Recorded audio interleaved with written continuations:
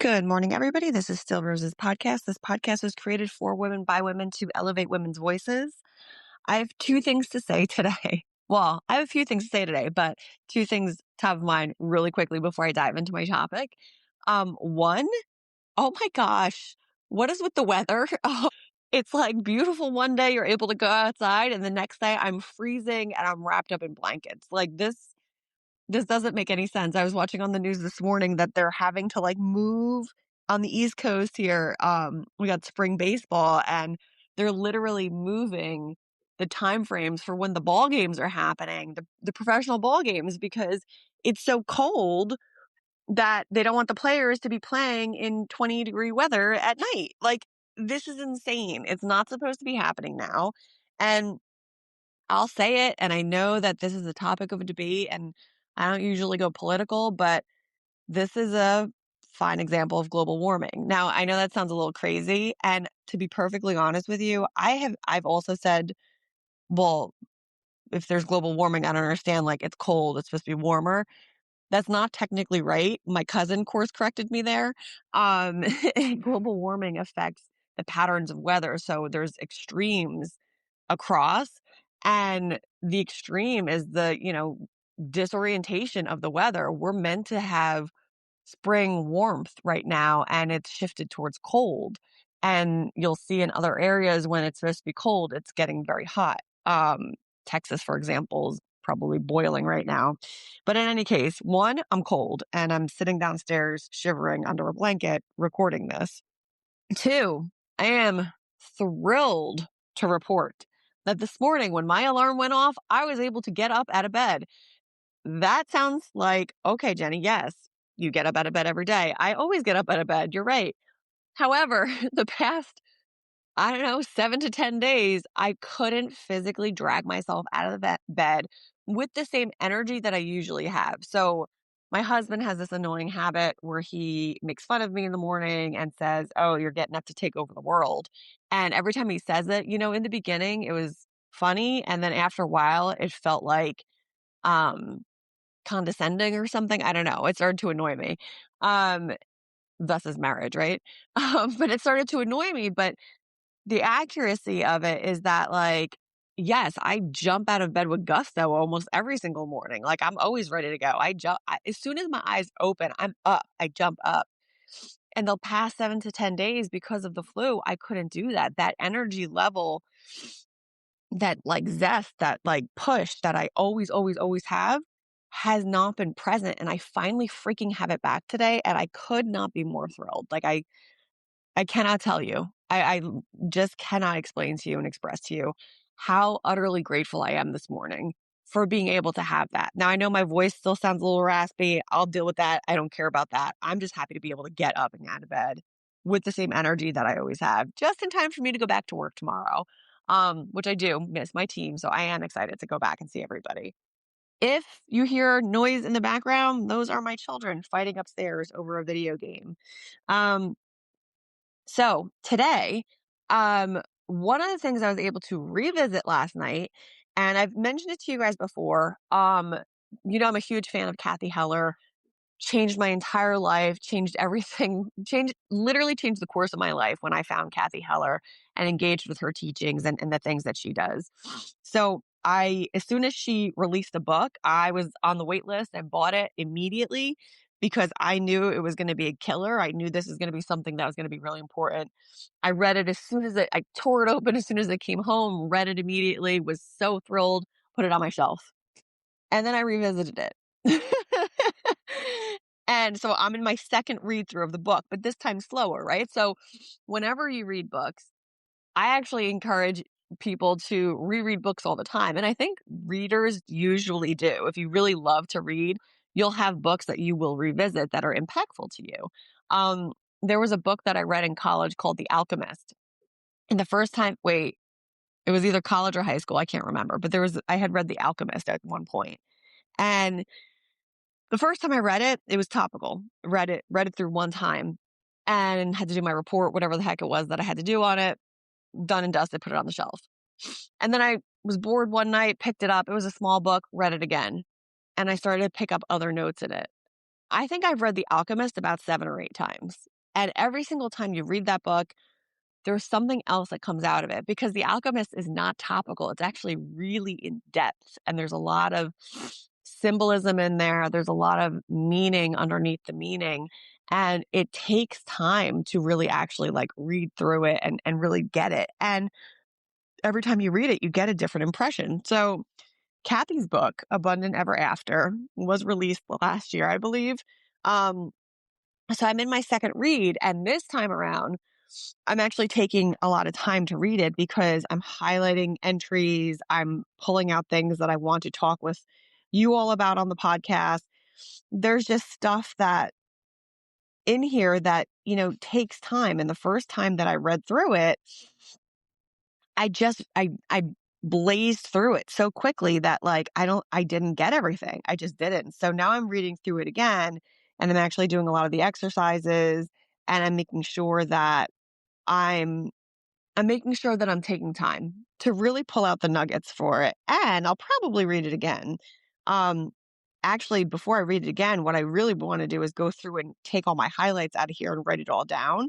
Um because it is so impactful and important. And there's things in here that I want to talk with you guys about, but there's also stuff that I want to just pull out of it and have it to the side so I can, at a glance, read the things that really popped out and resonated to me.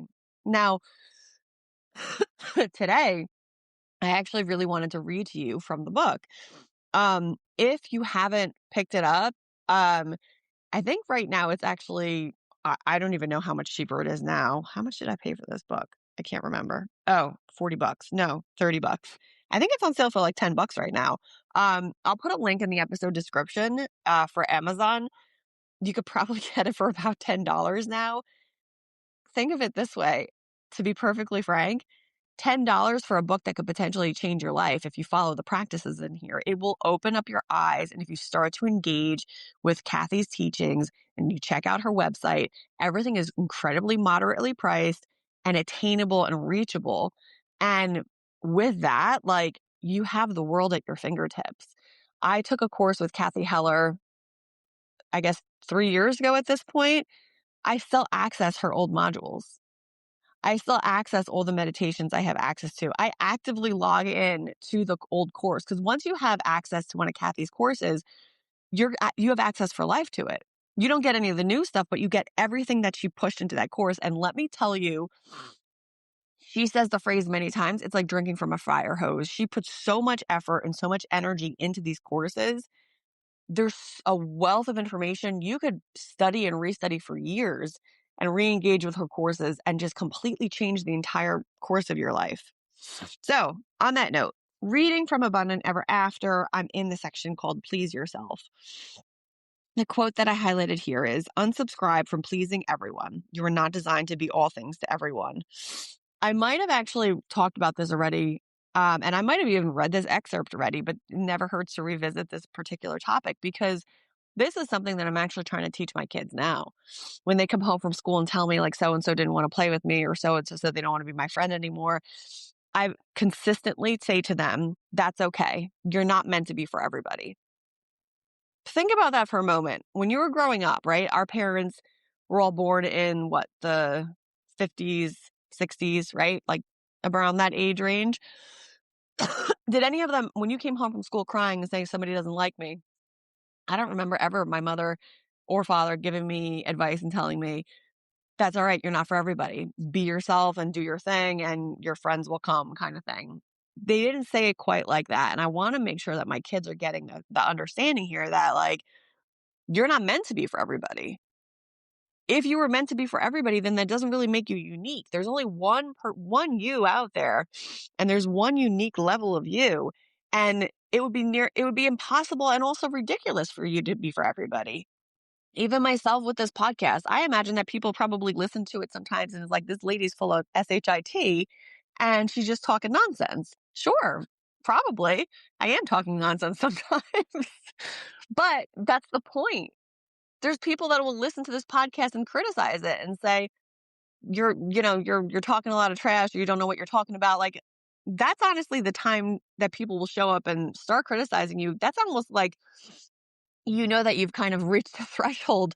I remember one of the teachings that I had with Kathy where she says that, where the first time she started getting negative feedback online, she was like, well, I guess I made it because now people have decided to take an opposing opinion to you. That's almost a compliment at this point. So, anyway, the goal here, the big takeaway is stop trying to please everybody. You can't do that. That's not possible. It's not sustainable.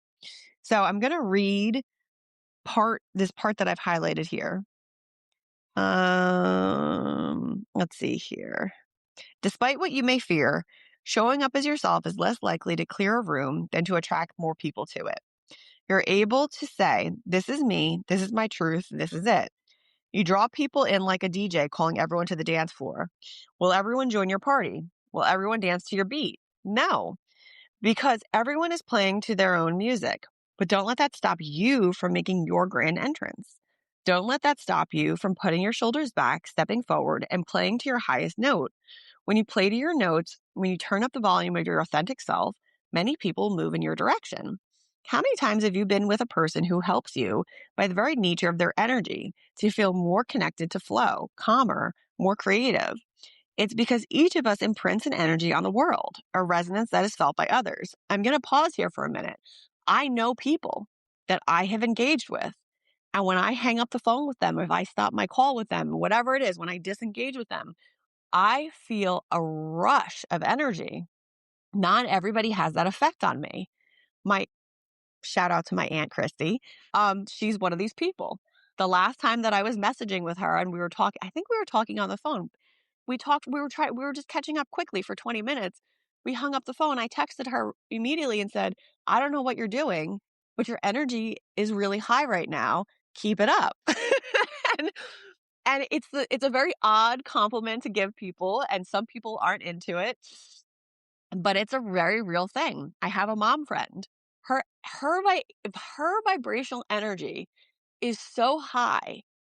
When I went to her house, the last time I was to her house for a party, I was in awe at the level of energy that I felt at her home.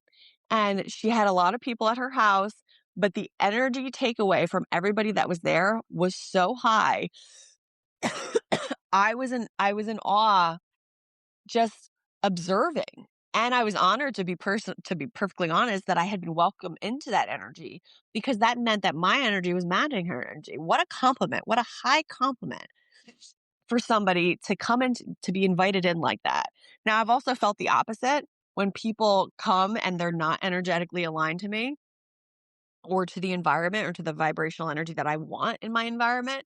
You feel that immediately too. We have hosted gatherings at our house where afterwards we know like there's certain people like we really don't want to have back because we can tell they're misaligned. They don't feel right for the space. If you're sensitive to it, if you're paying attention to how you feel when you're engaging with people, you'll be able to pick that up too. I've been telling my kids it's an inside feeling. It's a feeling in your gut. And I've been telling them, like you tell me, there was a situation recently where um my kids were outside riding their bikes together. And this is a little bit different, but this is just an example of how I'm trying to teach my children this as I go. My kids were all outside riding their bikes together. And so my two girls and my boy. And so this is the first summer that we're letting them ride their bikes around the block without an adult. They're all tagged and tracked, but there's no adult. You know that I have to tag and track my children. I don't care that it's just around the corner. I'm tagging and tracking my kids. But so they're allowed to go with unsupervised. And, we have little checkpoints with parents in the neighborhood. So everyone's kind of keeping an eye, making sure we're keeping mindful of our children. One of my girls comes home and I said, what's the matter? Why aren't you outside? I don't want to. Did something happen? No. Do you want to talk about anything? No. Okay. I just don't like so and so who's hanging out with my brother. Okay. And I don't feel comfortable with him. And I said, good for you. Good for you for recognizing that you didn't feel comfortable and that you don't like that person and that you walked away. Good for you. That's you trusting your instinct, and you always trust your instinct. And if you ever are troubled by this, you come and you tell me and I will make sure you understand I'm backing you up. Okay. I'll always back you up. I want you to know you have to trust your gut. You got it, mommy. Now, my mother used to do this in a different way, but it didn't resonate with me. It actually had the opposite effect because I'm very pigheaded, right? And or I was much more pigheaded before. And when I was a child, forget about it, my poor mother. And so she would tell me, it's your conscience. It's God. You know, it's your conscience, it's your angel telling you this is a bad situation, you got to get out of there. For some reason, little defiant Jenny took that as, oh, it's a bad situation and God is telling, and it was more of a mocking thing. And for me, I was like, well, I don't want to do that. I'm going to check this out then. I went the opposite direction. So I changed the phrasing with my kids. I don't use those kinds of phrases with my kids. I don't push it towards God. I say, this is your barometer. You trust your gut, you trust your instinct, you come home and I'm here for you. So anyway, um, so that's like the whole energy thing, right? All right, diving back in. So the way it works energetically is that we are always moving in the direction of more ease, more bliss, more equanimity, a more receptive mode, but it takes time. You will only be able to tune or to resonate or to influence someone who's within 7 degrees of where you are energetically. Oh, that's interesting. Anyone who's beyond that can't be tuned by you. They can't feed off of it. They can't hear it. It doesn't register. They're too far away. And this is helpful because you can't affect the whole world and you don't need to affect the whole world. You just need to affect the people who are an energetic match who can be influenced by your tuning because they're within 7 degrees of your frequency. That's why it's important to be authentic and to not waste your time trying to influence those who are in their resistance. If they're that far from where you are energetically, they can't hear it. People need to build their own foundation and decide when they're ready, and when they are, you'll be there. Now, this is actually really important. How many of us, don't raise your hand because you're probably in your car. How many of us have tried to convince and argue our way into someone else to change their opinion about someone or something? How many times have you exhausted efforts trying to convince a relative or a friend they're going the wrong way with something? Or how many times have you exhausted yourself and your energy trying to force someone else to see your point of view? How many times? I don't do this anymore, by the way, like at all. My entire persona has changed from that because that used to be me. Now, my older brother at one point, he and I had a lot of conflict. We butt heads consistently because he wants to be alpha and I certainly am alpha. And there was no friggin' way I was going to let anyone be alpha to me. And so we fought constantly trying to convince each other of the other person's perspective. It was like a constant battle. And it's something that at a certain point, even before all this and before I discovered meditation, before I understood energy alignment, at a certain point, the first time when I picked up the book, The Secret, and I started to understand a little bit about what was going on, I was scraping the surface.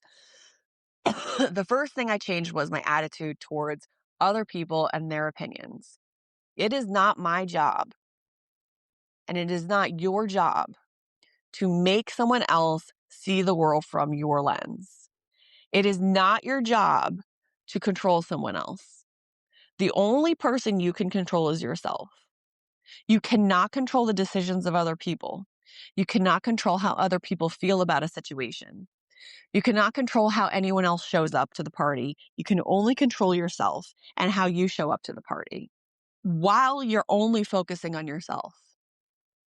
The people that are in alignment with you, that 7 degrees of alignment, are going to show up.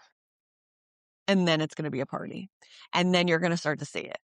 I have over the years lost many, many people in my life, people that I thought were close friends, people that, 15, 20 years ago, I would have said, no, I'll always be friends with this person. These people are going to be the godmother and godfather to my children.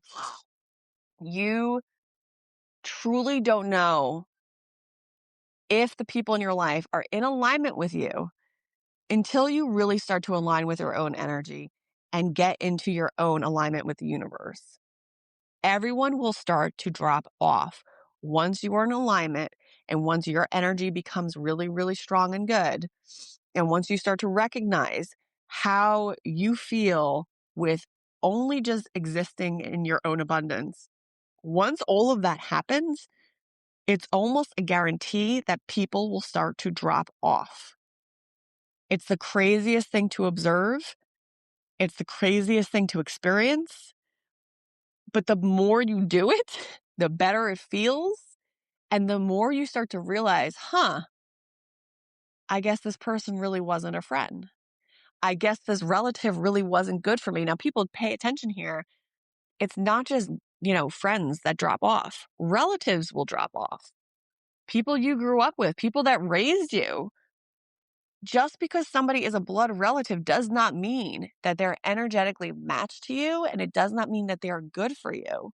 There's many people that are toxic that shouldn't be around you. And you do not need to feel guilted in any way into having them in your life. It is your choice. And what you should always choose is what works for your energy, what feels good for you. It is incredibly easy to recognize when somebody's not in alignment with you. Now, this whole people are within 7 degrees of each other. If you are really paying attention to how things feel, you're going to start to see that. Sometimes I wonder to myself about that. And sometimes I question myself. I wonder about, you know, have I gone the right way here? Did I go too far? I don't have loads and loads of friends anymore. I used to be very much quantity over quality. I used to 110% lean into, I want to have a lot of friends. I always want to be socially active. I love being out and about. I do. I really do like being social. I love being social. I like being out and about. It doesn't mean I need to do it all the time. And it doesn't mean that everybody should be invited into that. There's some people that shouldn't be invited into that at all. And you do have to be mindful of who you're giving your energy to and who you're spending your time with. They've done actual studies and research. There's literal research about how a negative person or how somebody with negative energy can bring down an entire group of people just by poisoning the well. It's incredibly interesting. And there's actual research on it. Noodle on that for a little bit. I'm going to talk more about this in our next episode because like I said, I'm feeling really good. I'm getting back into the swing of things. I'm feeling very high energy. I'm also feeling regretful that I didn't take a whole week off, but again, it's what it is. More good things to come. So thank you all so much for being with me today. I am so grateful for all of you. I'm grateful to be able to be sitting here recording and feeling healthy. To all the new subscribers, I mean, I literally, guys, I honestly can't say enough about how grateful I am for all of you. For somebody like myself who has no social media presence, like very minimal social media presence, I don't even post anymore because it's just too busy and I'm just focusing on recording. Um, but for somebody like me with no social media presence, I come from little old New Jersey. All I want to do here is drop a penny into the pond and make a ripple. And if that ripple reaches even just one person and helps to change and shift the course of one person's life, I mean, my God, I would be grateful. To be able to make an impact on somebody, that's the greatest honor that you could ever have, is for somebody to say to you, you made a difference in my life. And what an honor. Truly, what an honor. So thank you again for all being with me. I'm sincerely just so grateful for all of you. And I will catch you on the next one. Take care.